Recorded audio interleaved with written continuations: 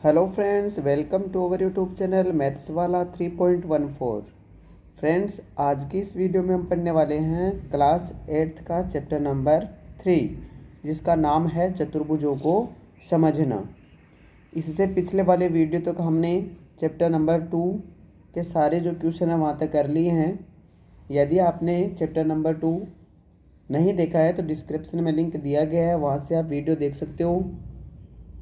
बाकी बिना time waste किए हुए स्टार्ट करते हैं आज का वीडियो। सबसे पहले चतुर्भुजों को समझने से पहले हम समझेंगे बहुभुज, क्योंकि बहुभुज का ही एक प्रकार है कौन है, चतुर्भुज। तो सबसे पहले बहुभुज क्या होता है, ये किस प्रकार चतुर्भुज तक पहुंचता है, तो उसके बारे में जानकारी प्राप्त करेंगे पूरी। तो आप देखिए, सबसे पहले बहुभुज क्या होता है। बहुभुज पहले तो इसी का एक मीनिंग समझ रहे थे। बहु यानी होता है ज़्यादा, बहु यानी ज़्यादा, और भुज यानी भुजाएं। तो जो भुजाओं से मिलकर बना होता है वो क्या कहलाता है, बहुभुज। लेकिन केवल भुजाओं से ही बनानी, ये बंद भी होना चाहिए। क्या होना चाहिए, बंद भी। जैसे हम बहुभुज के यदि डेफिनेशन लें तो क्या हो जाएगी, तीन या तीन से अधिक रेखाखंडों से बनी बंद आकृति को बहुभुज कहा जाता है। तीन या तीन से अधिक रेखाखंडों से बनी हुई बंद आकृति को क्या कहा जाता है, बहुभुज। उदाहरण के रूप में यदि हम समझें तो जैसे हमने पहले त्रिभुज पढ़ा है कभी, तो त्रिभुज भी एक बहुभुज था। त्रिभुज हो गया, पंचभुज हो गया, चतुर्भुज हो गया, ये सभी क्या है, बहुभुज है। तो ये सभी क्या हो गए, बहुभुज। तो बहुभुज की डेफिनेशन हमने क्या पढ़ी है कि तीन या तीन से अधिक रेखाखंडों से बनी बंद आकृति को क्या कहा जाता है, बहुभुज। आगे देखिए अब बहुभुज के प्रकार।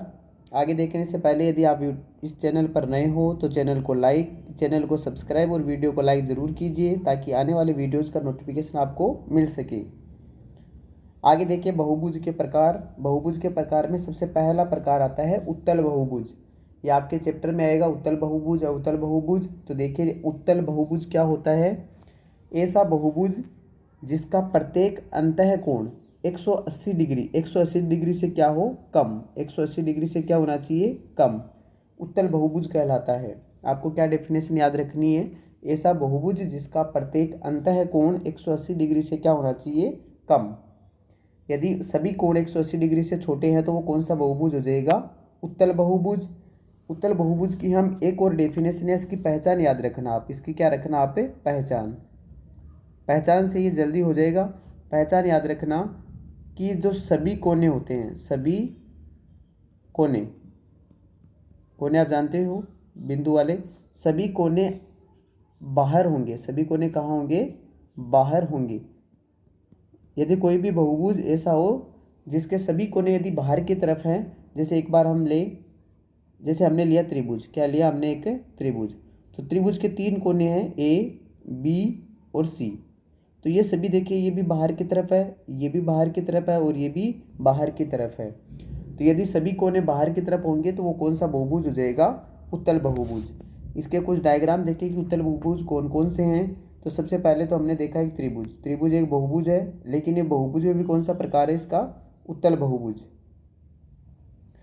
इसको नाम दे देते हैं हम ए, बी और सी। ये क्या है, एक उत्तल बहुभुज है, क्योंकि इसमें जो यहाँ पर कोण बन रहे हैं तीनों के तीन, क्योंकि तीन भुजाएं हैं तो तीन कोण बनेंगे, और ये तीनों के तीनों कोण है वो 180 डिग्री से क्या है, कम है, 180 डिग्री से कम है। या फिर मैंने अभी बताया कि कोने सभी बाहर है, ये भी कोना बाहर की तरफ है, ये कोना भी बाहर की तरफ है, और ये कोना भी कहाँ है, बाहर की तरफ। इसलिए ये कौन सा बहुभुज हो जाएगा, उत्तल बहुभुज। आगे देखें, एक मिनट, आवाज़ गूंज रही है।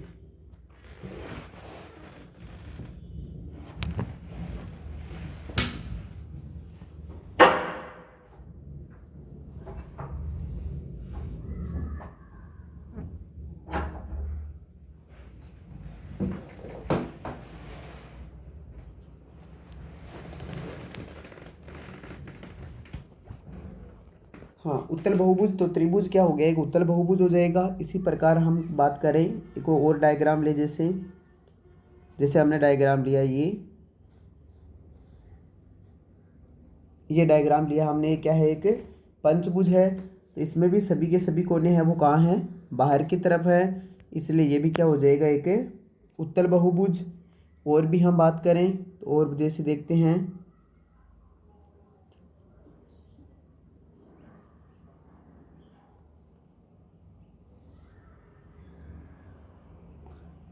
ये तो कुछ अलग ही बन गया।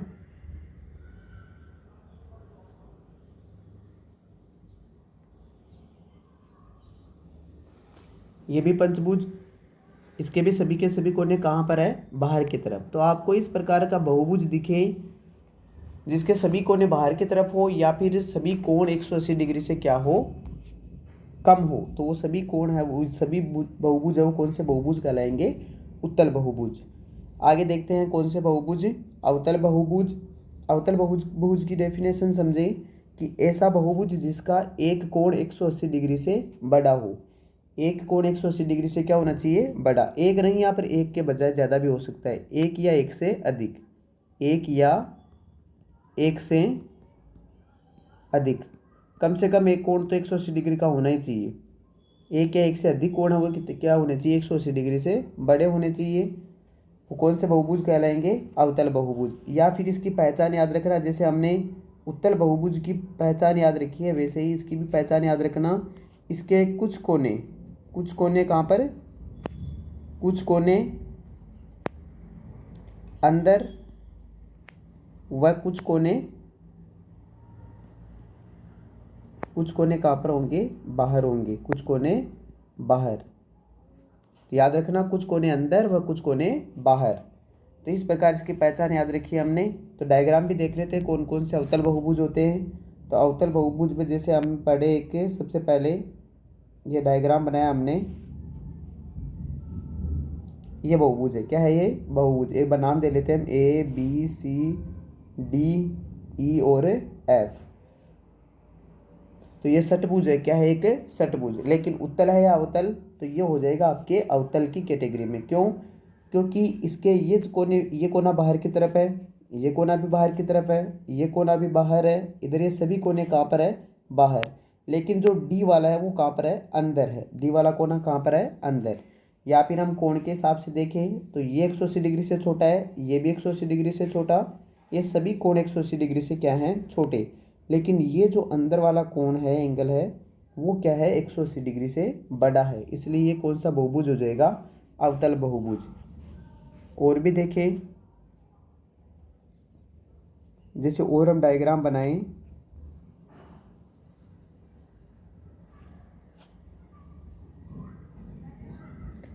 ये हमने बनाया एक डायग्राम, तो हम इसको आगे भी कर सकते हैं। और भी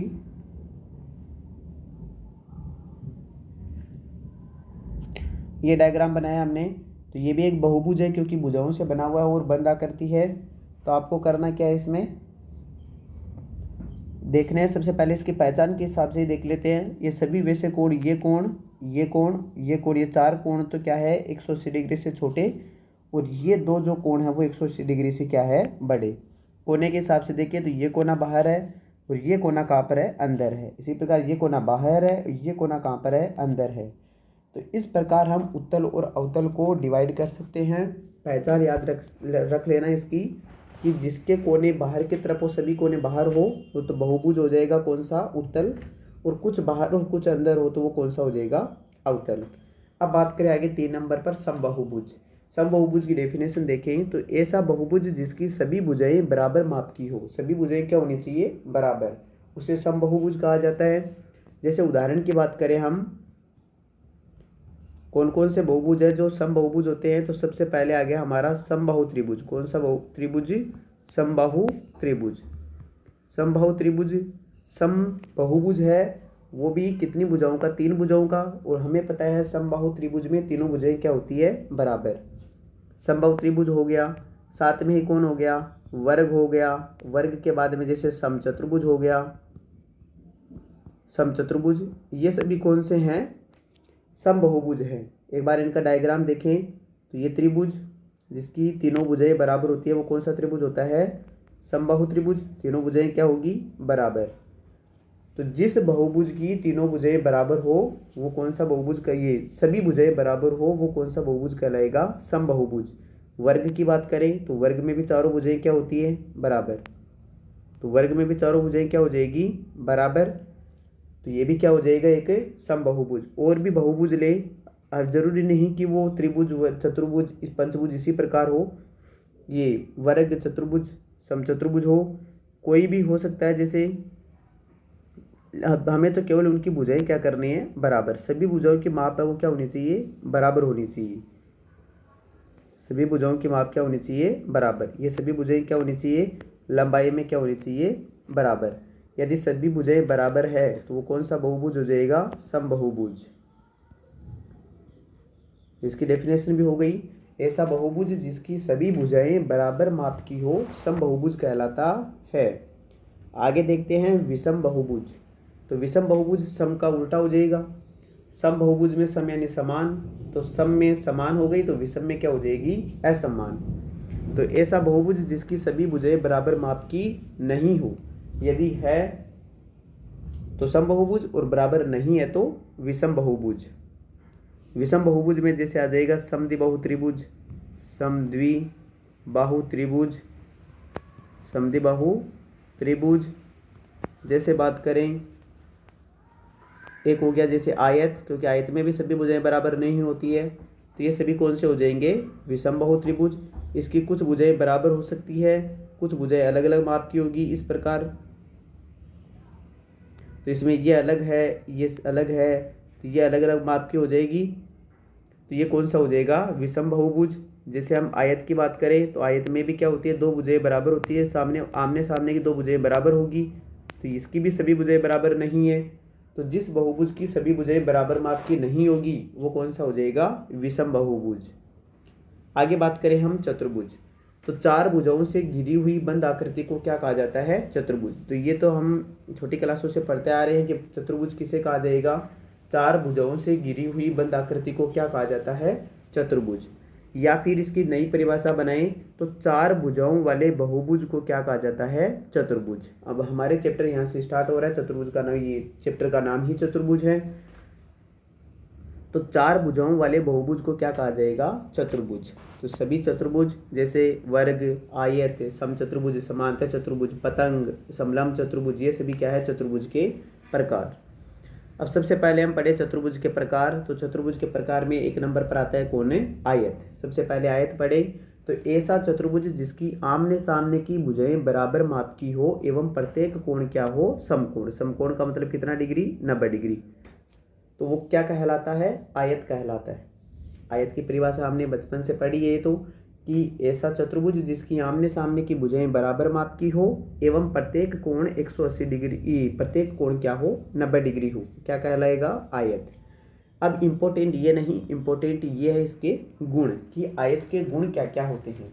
ये तो हमने एक लाइन तो स्टार्टिंग से पढ़ी है कि आमने सामने की भुजाएं बराबर होती है, और क्या क्या गुण होते हैं आयत के, वो तो देखिए।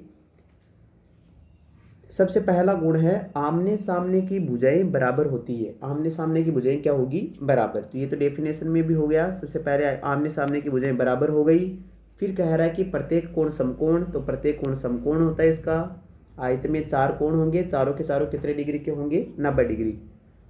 सबसे इम्पोर्टेंट, ये सबसे इम्पोर्टेंट इसका गुण है कि दोनों विकर्ण बराबर एवं एक दूसरे को समद्विभाजित करते हैं। दोनों विकर्ण बराबर होंगे और साथ में ही एक दूसरे को समद्विभाजित। समद्विभाजित का मतलब समान दो भागों में बांटना, समान दो भागों में बांटना, कि एक दूसरे को विकर्ण बराबर भागों में बांटेंगे। अब इसके एक बार डायग्राम देख लेते हैं इसका आयत का। तो आयत के आमने सामने की भुजाएं क्या होती है, बराबर। तो ये हो गया आयत का डायग्राम। एक बार इसको नाम दे लेते हैं हम, ए, बी, सी और डी। तो इसके आमने सामने की भुजाएं बराबर हो गई। ए बी के सामने हो गई सी डी और ए डी के सामने हो गई बी सी। तो इस प्रकार आमने सामने की भुजाएं क्या हो जाएगी, बराबर। तो सबसे पहले अब इसका गणितीय रूप देखें तो क्या हो जाएगा यहाँ पर, कि ए बी भुजा है वो बराबर होगी किसके, सी डी के। ए बी बराबर होगा किसके, सी डी के। और साथ में ही ए डी किसके बराबर हो जाएगा, बी सी के। ए डी बराबर बी सी। तो ये हो गई आमने सामने की भुजाएं बराबर। फिर है प्रत्येक कोण समकोण। प्रत्येक कोण क्या होगा, समकोण। तो ये 90 डिग्री, ये 90 डिग्री, ये 90 डिग्री और ये 90 डिग्री। तो प्रत्येक कोण है वो देख लेते हैं। जैसे कोण ए बराबर कोण बी बराबर कोण सी और बराबर कोण डी, और मिला के कितने डिग्री सभी है वो कितने डिग्री के होंगे, 90 डिग्री के। तीसरा है दोनों विकर्ण बराबर। अब विकर्ण बनाएं तो विकर्ण हो जाएगा, एक तो हो जाएगा ए सी, एक हो जाएगा बी डी। तो दो विकर्ण है, दोनों का जो इंटरसेक्ट पॉइंट है प्रतिच्छेद बिंदु कौन सा हो जाएगा, ओ। तो दोनों विकर्ण बराबर होंगे। ये विकर्ण जो ए सी है वो किसके बराबर होगा, ए सी है वो किसके बराबर होगा, इधर बी डी के। तो हम लिखेंगे इधर ए सी बराबर बी डी, ए सी बराबर बी डी। साथ ही ये कह रहा है कि दोनों विकर्ण बराबर और एक दूसरे को समद्विभाजित करते हैं, मतलब जितना ओ ए होगा उतना ही ओ सी होगा।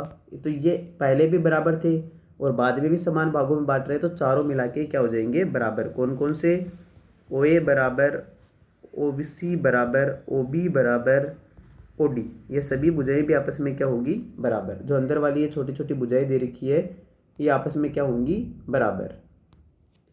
तो ये हो गया आयत, ये आयत का गुण हो गया।